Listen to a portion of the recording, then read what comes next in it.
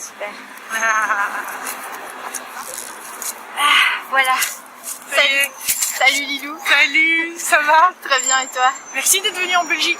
Merci d'accepter cet échange, Avec joie. c'est génial. Donc t'inspires énormément de personnes. Et aussi pas mal le sujet de mon blog, puisque ça parle de développement personnel, d'accomplissement de soi, de toutes les expériences et les réflexions qu'on peut avoir pour améliorer sa vie, enfin mener sa vie comme on a envie de, comme on la voit, on la souhaite. Et voilà, donc toi tu as écrit une dizaine de livres. Ouais. Une dizaine, si. Ouais, c'est ça. Oui, le nombre exact, ouais, je sais pas. Là, j'en suis, je crois, à 11. Ah ouais.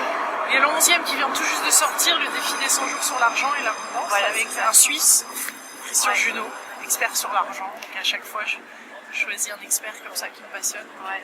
Et donc à chaque fois c'est centré donc soit sur il y a sur l'intuition, il y a sur amener l'abondance dans la vie. Et donc tout ça c'est aussi un peu donc pour justement mener un projet à terme, en tout cas essayer d'avancer vers ce qu'on a envie.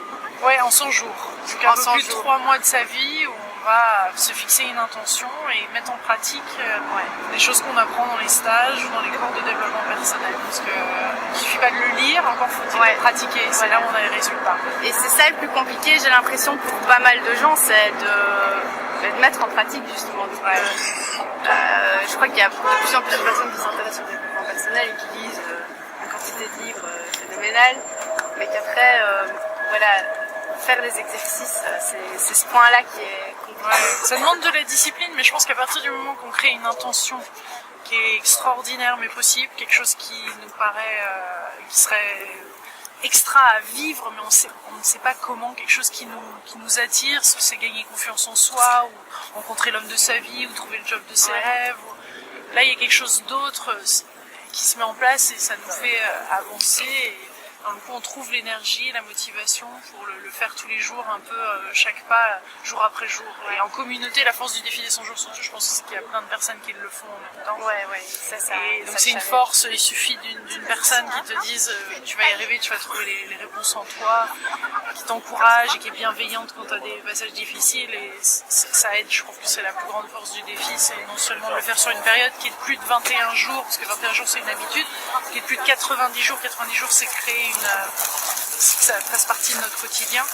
Et après, donc 100 jours, c'est... Et quelque part, ça libère aussi, ça nous aide à passer quelques blocages qu'on a au départ, style oser rêver quelque chose. Parfois, on s'autorise juste pas à se dire, voilà, j'ai envie de ça, mais mais on peut tester. Je pense qu'au cours des défis des 100 jours et de saison après chaque saison, parce que chaque saison est 100 jours, on clarifie aussi ce qu'on a envie, parce que bien sûr, on n'a pas appris à rêver. Il y a des choses qui commencent à être là. On a envie d'écrire un livre, on aimerait bien, je sais pas, libérer sa créativité ou être plus confiant en nous. Mais on ne sait pas comment on va y arriver. C'est ça qui est excitant dans la vie, c'est de pas forcément savoir comment, mais d'avoir cette envie, ce désir d'un changement et après de le découvrir au fur et à mesure et d'apprendre à se connaître pour voir quels outils fonctionnent pour moi à cette période-là. Et c'est pas parce qu'en ce moment cet outil-là va fonctionner que ça va fonctionner dans 15 jours, un mois, dans 2 ans. Il faut toujours être à l'affût de... C'est un chemin sans fin. Rester ouvert sur les opportunités, sur les expériences qui peuvent nous arriver. Parce que nous sommes des co-créateurs, qu'on le veuille ou non, de toute façon nous sommes co-créateurs, soit négativement, soit positivement, mais soit on subit la vie, mais de toute façon on crée avec les personnes qui sont autour de nous à tout instant, on crée avec cette énergie, cette force de vie, on n'en a pas toujours conscience de notre pouvoir intérieur, on n'a pas toujours conscience qu'on a la capacité de créer notre vie, et une fois qu'on commence à goûter à ça, c'est savoureux, c'est délicieux, on sort de notre zone de confort, on teste des nouvelles choses, on teste des nouveaux stages, des nouveaux livres, on met en application. Dans les petits actes en fait. Tous les jours. Dans le quotidien, voilà, c'est ça. Et au final, on se rend petit à petit compte que c'est ces petits actes-là qui font que... en fait, il y a quand même une influence aussi sur les gens qui m'entourent, sur... on se rend compte de notre pouvoir de création. Et surtout en tant que femme, en ce moment, il y a tellement à libérer. Ouais, ça je pense aussi. Et les bilans réguliers, je trouve que les bilans réguliers quotidiens dans le cahier du défi des 100 jours en fin de journée, on note ce qui s'est passé, ce qu'on a observé, ce qu'on est reconnaissant. Et aussi de le faire tous les mois, comme ça, et au jour 100, alors là c'est encore plus extraordinaire de voir tout ce qui s'est passé. Souvent on ne fait pas des bilans positifs en fin de journée, ou tous les quelques mois, la vie elle passe vite, on a l'impression d'avoir rien fait. Et au final il y a plein de choses qui se sont passées, de positives, de très positives, dans toutes nos vies, extraordinairement. Et on les choses extraordinaires qui se sont passées, on ne le remarque pas, on va plus vite se concentrer. On va écrire sur le négatif. Ce qui s'est mal passé. Et donc donner cette intention de j'écris sur ma vie, ok, mais je vais plutôt relever les trucs qui font que j'ai avancé là où je voulais. Et alors là, ça booste à fond. Ouais. La reconnaissance, la gratitude, ils le disent tous dans les interviews. Tous ceux que j'ai pu interviewer le disent, et c'est ça. C'est énorme d'être reconnaissant tous les jours, au moins de 5 choses avant de se coucher, 5 choses de sa vie, de ce qu'on a vécu, même si c'est un sourire d'une personne qu'on a croisée dans la rue, un livre, une information qu'on a pu avoir, un moment où on a vu ce beau soleil qui traversait les arbres. Tout ça, ça va faire qu'on va monter nos vibrations et qu'on va attirer à nous de plus en plus de belles choses. La vie nous renvoie constamment après des événements, des informations, des situations qui vont faire qu'on va avoir encore plus l'occasion d'être reconnaissant. Et ça se cultive. Et à tes débuts, tu étais directrice marketing, et puis tu as complètement changé, tu as commencé à travailler pour toi. Mais j'ai toujours été à mon compte. Ce qui s'est passé, c'est qu'à la fin de mes études, je suis partie aux États-Unis, c'est là où j'ai découvert le développement personnel. Et j'ai rapidement été à mon compte, je faisais des sites internet, des logos et tout ça pour l'industrie du voyage parce que j'adore voyager. Donc j'avais réussi à trouver déjà, commencer à créer ma vie grâce à ces stages que je faisais et le défi des 100 jours que je commençais.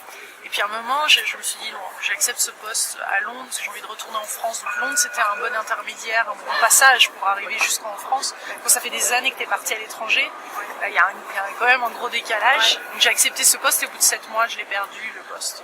Et j'avais déjà quelques millions de vues sur YouTube, je savais pas comment en vivre, j'avais pas osé. Et la situation, franchement, était presque invivable dans ce travail. J'étais de plus en plus stressée, j'avais de la rosacée, je perdais mes cheveux, c'était plus possible. Et c'est là où le fait de me faire virer, finalement, a été une des plus belles opportunités. Comme quoi, les défis de la vie, souvent, on le sait après, avec du recul, mais c'est important de se le rappeler tous les jours par rapport à ce qu'on est en train de traverser en ce moment, qu'il y a une raison, il y a autre chose, il y a une autre information qui devait passer. Et après, moi, ça a suivi non seulement d'avoir perdu mon emploi, mais de me retrouver sans argent, de retourner chez ma mère à 32 ans, de revivre tout ça après avoir été indépendante. Mais c'était un passage obligé par rapport à ce qui allait se construire après. J'avais pas suffisamment de recul pour le voir, mais j'avais besoin j'avais cette notion d'abondance, cette notion d'ouverture de cœur et de le vivre et de l'expérimenter était essentielle pour la suite, ce qui allait se passer. Ça a dû être un moment très spécial parce qu'en même temps il y avait les millions de vues et on se dit il y a peut-être quelque chose et puis à côté le manque d'argent. Oui, puis ça veut pas dire que millions de vues égale millions sur son compte en banque. Oui, c'est ça. Et le truc, c'est que moi, c'était mettre des vidéos gratuites qui m'intéressaient. Et c'est ce que j'ai fait après. Après ce passage chez ma mère, j'ai décidé de mettre des vidéos gratuites sur Internet. Au début, je n'osais pas le dire à mes parents parce qu'ils m'avaient payé une école de commerce, ça n'avait pas de sens, tout ça. C'était contre la logique. Oui, c'était mon intuition qui me guidait à faire ces interviews. Et ça a été mon parcours. Je dis pas que c'est le parcours de tout le monde, mais j'avais un appel qui était hyper puissant de l'intérieur de diffuser ces vidéos et maintenant. Il y avait une espèce d'urgence et une envie d'utiliser les compétences que j'avais appris, tout ce que j'avais appris avant, à faire des sites, etc. Mais au service pour déployer, pour partager, pour libérer, pour rendre service. C'était même plus rendre service, c'était comme quelque chose que je devais faire de toute façon. Je savais que ça allait joindre des millions de personnes. L'intention dès le début était des millions de personnes.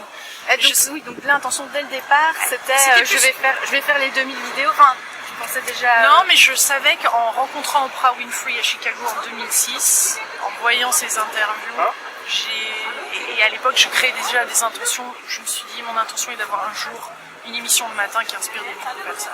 Et je savais pas d'où ça venait. C'était en même temps, c'est bizarre des fois quand on crée des intentions parce que c'est une intuition. C'est comme si c'était déjà écrit. C'est comme si à un moment la frontière elle est très très légère entre créer un futur pour soi-même et le futur est-il déjà existant. Et c'est quelque chose qui est très doux souvent. On est apaisé à l'intérieur. On sort des trucs. Alors qu'on ne sait pas du tout ce qui nous arrive en même temps. Et donc ça c'est les meilleurs. Ça j'ai envie de dire. Et des années plus tard, bah ouais, il y a eu ces millions de personnes qui ont été inspirées, qui ont changé leur vie, qui ont transformé, les vidéos ont été partagées. Et puis la satisfaction de le faire est jamais partie, quoi. C'est ça qui est bon, parce que moi j'étais une éternelle insatisfaite. Donc le fait de voir des années plus tard d'être encore satisfaite de ça, d'être heureuse, d'être épanouie, que ça continue de s'ouvrir, c'est vraiment le signe que quelqu'un est dans sa mission de vie. C'est plus quelque chose de financier, c'est plus quelque chose voilà, c'est quelque chose que j'avais inconditionnellement à faire, que j'avais inconditionnellement envie de partager, et c'est que du bonheur, et ça me permet de faire des belles rencontres comme celle-ci. Mais et donc quelque part tu as libéré ton potentiel. Enfin, disons que tu avais des libéré, il compétences. continue de se libérer parce que je m'écroule à chaque nouvelle étape. Je veux dire, là c'est une nouvelle Ouais, étape, c'est ça. donc il y a d'autres choses qui À ressurgissent, chaque il y a fois tu d'autres dois peurs, te d'autres muscler. Ouais, c'est ça. Et tu t'ennuies pas, quoi. Ça reste non, pas avec un parce mec, parce que comme je crée toujours tu vois, je fais des nouveaux défis, je crée des nouvelles intentions, donc il y a d'autres choses qui s'ouvrent. Donc à chaque fois c'est sans fin de sortir de sa zone de confort. Les salles sont plus grandes, les livres sont plus nombreux, l'écriture elle est plus courte au niveau du timing. Une nouvelle ville, on est à Bordeaux, on organise des stages. Tu vois, il y a toujours quelque chose qui s'ouvre et qui fait que non, ça me sort de ta zone de confort et tant mieux. Et pour toi alors, être heureux ou enfin trouver le bonheur ou être accompli, c'est d'office sortir de sa zone de confort. C'est d'office savourer le moment présent. Et pour savourer le moment présent, c'est vrai que quand on est dans l'automatisme et le train-train, on le voit pas.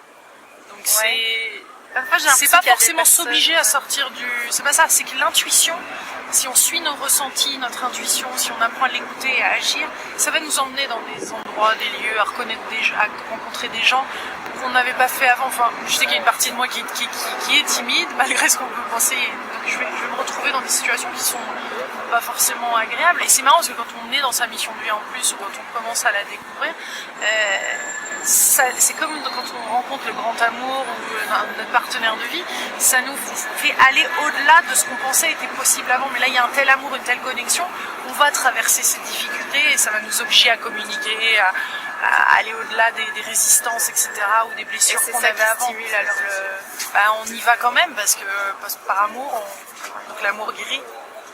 c'est ça. Et pour ce que tu as fait aussi, parce que tu es aussi porteuse de projets, donc à ce niveau-là, donc il y a aussi des compétences en organisation, j'imagine. Ouais. Ouais, quand même.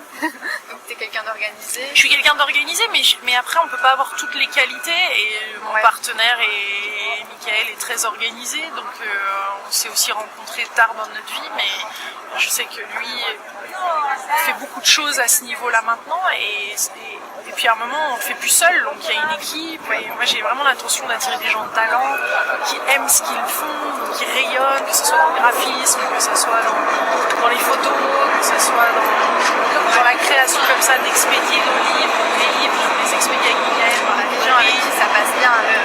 le feeling passe bien, chacun est dans sa mission de vie, il n'y a pas une dépendance, une demande, c'est une co-création. C'est une co-création qui est positive, qui est libératrice, où chacun trouve sa place. Donc c'est chouette, après c'est fluide. Et moi s'il n'y a pas cette fluidité, si les trucs bloquent, je veux plus quoi. Non, c'est que je le fais plus parce que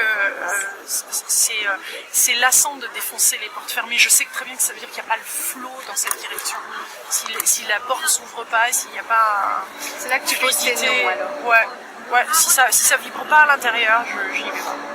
D'accord. Alors ça m'arrive encore des fois de dire oui alors que je pense non, mais c'est de plus en plus rare parce que je me rends compte qu'à chaque fois que je dis des vrais oui, il y a quelque chose d'extraordinaire et de différent et que je vais découvrir. Donc je sors quelque part de ma zone de confort, mais c'est plus que je vais découvrir quelque chose de nouveau et donc j'écoute mon intuition. Je pense que le truc principal et ce que j'adore le plus et ce qui me sert le plus, c'est de suivre et écouter mon intuition et oser l'écouter maintenant. Et quand je l'écoute pas, d'être bienveillante face à moi-même. Et à partir de quand tu as dû sentir que, ok, là j'ai besoin d'une équipe. Enfin, pas besoin, mais... Ça s'est fait. Il y a des choses qu'on aime moins des fois faire. Moi, j'aime moins être avec tout ce qui est comptabilité, papier et tout ça. Donc très tôt, quand j'étais à mon compte, j'ai eu quelqu'un qui m'aidait et j'ai réussi à trouver un accord avec cette personne pour que j'ai pas ce côté, ça me pèse. Ouais, donc bien sûr que j'ai à libérer, à travailler dessus et tout, mais j'ai trouvé des solutions comme ça.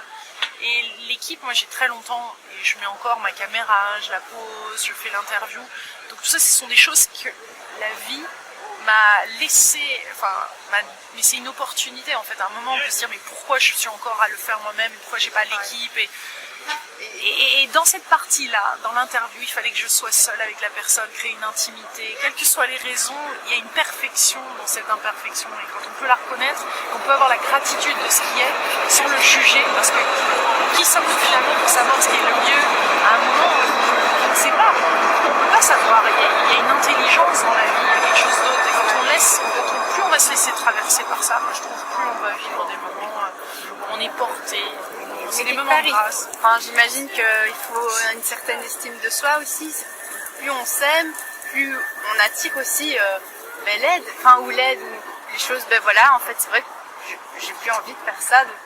Est-ce que quelqu'un qui lui correspond à ça, c'est venir? Ouais, puis c'est de co-créer, c'est oser s'honorer, c'est mériter, c'est recevoir. En fait. Le gros truc, c'est recevoir l'aide de la vie. Il y a tellement de choses, des fois on en fait trop, alors qu'il suffit, bien sûr que. Il y a des moments de calme où les choses ne bougent pas, n'avancent pas. C'était mon cas quand j'étais retournée chez ma mère, rien n'avançait, ça m'agaçait, je ne comprenais pas, il y avait de la colère. Pourquoi je suis pas soutenue par l'univers alors que je souhaite mettre des vidéos gratuites, aider le monde. Enfin, il y avait toutes ces choses que je ne comprenais pas. Et puis à un moment, on lâche et on est reconnaissant déjà pour ce qu'on a. Et ce qu'on n'a pas et ce qu'on va avoir plus tard. Parce que du coup, c'est des choses qu'on va avoir à découvrir. Puis la colère, comme on a vu dans la conférence, pour faire les respirations pour libérer tout ça. Et quelque part, c'est un apprentissage constant. Oui, et c'est beau. Ouais, c'est bon, ça veut dire que le voyage est grand et c'est sans fin. C'est illimité ce chemin d'épanouissement. Et est-ce que, à force de voyager, rencontrer plein d'autres cultures, tu rencontres plein de gens, t'as ton esprit qui s'ouvre à 360 degrés là. Est-ce que de temps en temps, quand tu reviens chez toi ou même de temps en temps, tu sens pas un décalage par rapport aux personnes qui n'ont pas... Mon environnement a changé, c'est sûr qu'il y a des personnes qui ne sont plus là, des amis qui sont plus là, des partenaires, le style d'homme, Mickaël est complètement différent des autres styles d'hommes que j'avais avant.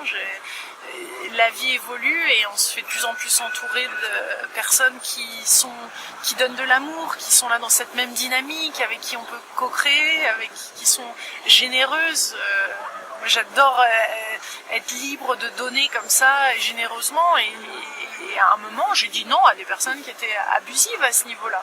Donc c'est dire non, c'est pour ça que je parle souvent de dire aussi des non et que le non est aussi important que le oui, parce qu'il est important de mettre ses limites, de s'honorer justement. Et dire un non, c'est un oui à d'autres choses. Donc vive les non. Et les critiques, elles t'atteignent pas alors? Si, complètement. Si, moi je suis ultra sensible aux critiques, elles m'atteignent plus de la même façon qu'au début, parce que c'est vrai que quand on met comme ça des vidéos, qu'on est en direct sur Facebook, on met des vidéos sur YouTube. Mine de rien, tu donnes énormément de toi. Je veux dire... Ah mais j'adore, ça me donne de l'énergie. Ouais. Ça me donne de l'énergie, ça circule et non, je vais être sensible aux critiques, mais une fois qu'on se libère et qu'on accepte aussi ces parties plus sombres et qu'on ose le dire, et plus je fais des vidéos et participe au défi des 100 jours dans son cela et dit authentiquement ce qui se passe dans ma vie, moi je suis coincée dessus et que j'agrippe. C'est des trucs qu'on n'accepte pas finalement, qui nous embêtent et qu'on essaye de planquer, ou on essaye de dissimuler ou autre. Mais une fois qu'on est authentique et vrai avec soi-même, et je dis pas que j'y arrive sur tous les plans de ma vie, mais ceux avec lesquels j'ai pu parler, ils sont là. C'est super, ouais. Donc c'est sans fin et tant mieux, j'ai envie de dire, parce que ça veut dire qu'il y a encore plus d'amour derrière, encore plus de joie, il y a encore plus de créativité, il y a encore plus d'abondance à vivre. Et voilà, et c'est top. C'est top. À fond. Et donc, alors... parce que quand on commence un projet, souvent, du coup, on change d'environnement. Parce que, comme on change tellement au début, c'est un petit peu mon cas, voilà, il y a toutes les personnes proches qui s'éloignent. Oui. On doit protéger son bébé, on doit protéger ses projets, donner de l'énergie, faire ce qu'il faut pour avoir l'énergie nécessaire tous les jours, et il y avait bien s'alimenter. Comme ça, les gens vont te demander pourquoi tu le fais au début, jusqu'au moment où ils vont te demander comment tu l'as fait. Ça, c'est le genre de petites phrases qui allez, on va y aller. Ouais. Et c'est ça. Et puis l'appel, le pourquoi, c'est un appel intérieur, c'est quelque chose que tu sais que tu as à faire. Ouais, ouais, mais il n'y a pas d'autre Tu as explication. envie de le libérer et les gens qui ont des doutes, bah, c'est peut-être pas les meilleures personnes avec lesquelles se faire entourer à ces passages-là. À ce moment-là, Quelqu'un ouais. qui dit tu vas y arriver, je crois en toi, tu vas y arriver, tu vas trouver les solutions, elles vont venir à toi, elles vont se positionner. Et ben, c'est là-dessus que tu te poses là-dessus et les autres, bien sûr que ça bouscule les gens, ça bouscule nos proches, ça bouscule les parents pour tout ce qu'ils n'ont pas accompli ou pas fait ou pas osé vivre. Donc la critique elle est facile. Ouais. Mais les pionniers, ceux qui sont en train de créer le monde d'aujourd'hui, c'est ceux qui vont justement pas à contre-courant, parce que c'est quand même pas ça, mais c'est qui osent faire des choses qui sont différentes, qui sont en train de créer. Bien sûr que tu reçois des critiques, bien sûr que pas tout le monde ne va comprendre. Et c'est plus tard, c'est seulement 10 ans maintenant, moi mes parents commencent à s'ouvrir à tout ce que j'ai pu faire. De faire un des derniers défis des 100 jours là, sur l'alimentation consciente avec mon père, ça a été un vrai Allez, c'est dingue ça quand les parents disent ça. Alors je dis pas que c'est toujours facile avec eux, c'est comme s'ils étaient d'une autre planète, mais je me sens aimée par eux, je sens qu'ils sont fiers. Et j'ai plus besoin, de moins en moins, envie de leur prouver. Ouais, c'est ça. C'est quelque chose que j'ai envie que mon âme chante, danse, s'exprime et soit de plus en plus libre. C'est pas simple tous les jours, il y a les doutes, il y a les peurs, il y a les challenges. Mais quand ça chante, quand ça sort, quand ça se libère, qu'est-ce que c'est bon? Qu'est-ce que c'est bon? Et pour ça, oui, tu as rencontré énormément de personnes qui travaillent dans l'énergétique. Aussi. Mais enfin, il y a beaucoup d'interviews là-dessus. Ouais. Et donc, tu as eu aussi beaucoup de soins. J'ai eu quelques soins. Alors, je suis quelqu'un aussi qui fait quand même attention à pas faire tout.